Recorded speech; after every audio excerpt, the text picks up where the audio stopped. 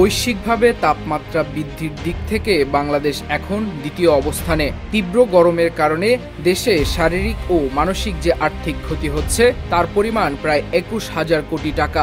বিশ্বব্যাংকের সাম্প্রতিক গবেষণা নিশ্চিত করেছে, তাপপ্রবাহের এ সতর্ক সংকেত আমাদের নীতি নির্ধারকদের জন্য বড় এক বার্তা।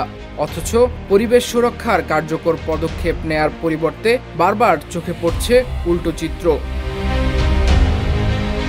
চট্টগ্রাম নগরসহ হাটহাজারী ও সীতাকুণ্ডের প্রায় ১৫০ পাহাড় এখন বিলীনের ঝুঁকিতে। কারণ হিসেবে উঠে এসেছে ভূমি মন্ত্রণালয়ের জরিপের ভুল।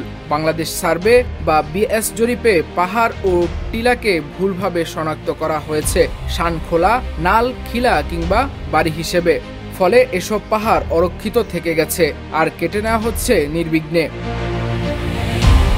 অথচ পরিবেশ সংরক্ষণ আইন বলছে জাতীয় স্বার্থ ছাড়া পাহাড় টিলা কাটা যাবে না। এমনকি সেক্ষেত্রেও পরিবেশ অধিদপ্তরের ছাড়পত্র নিতে হবে বাধ্যতামূলকভাবে। কিন্তু বাস্তবে ঘটছে উল্টো চিত্র। আইনের ফাঁক গলে প্রভাবশালীদের স্বার্থ রক্ষায় কেটে ফেলা হচ্ছে পাহাড়, বানানো হচ্ছে প্লট, গড়ে তোলা হচ্ছে স্থাপনা। পরিবেশবিদরা বলছে এক্ষেত্রে সমস্যা আইন নয়, বরং প্রয়োগের। আদালতে মামলা হলেও জরিপের ভুল তথ্যের কারণে প্রতিকার পাওয়া কঠিন হয়ে দাঁড়িয়েছে। এমনকি চট্টগ্রাম উন্নয়ন কর্তৃপক্ষ পাহাড়ে কোনো ভবন নির্মাণে নিষেধাজ্ঞা দিলেও বাস্তবে তা কার্যকর হচ্ছে না।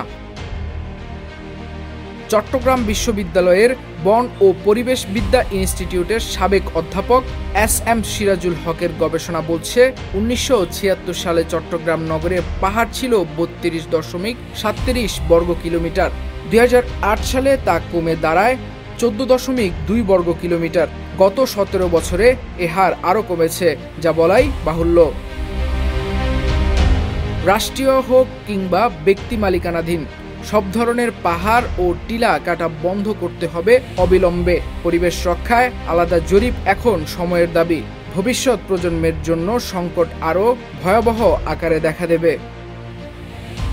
নাইমুল ইসলাম, বিপ্লবী বার্তা।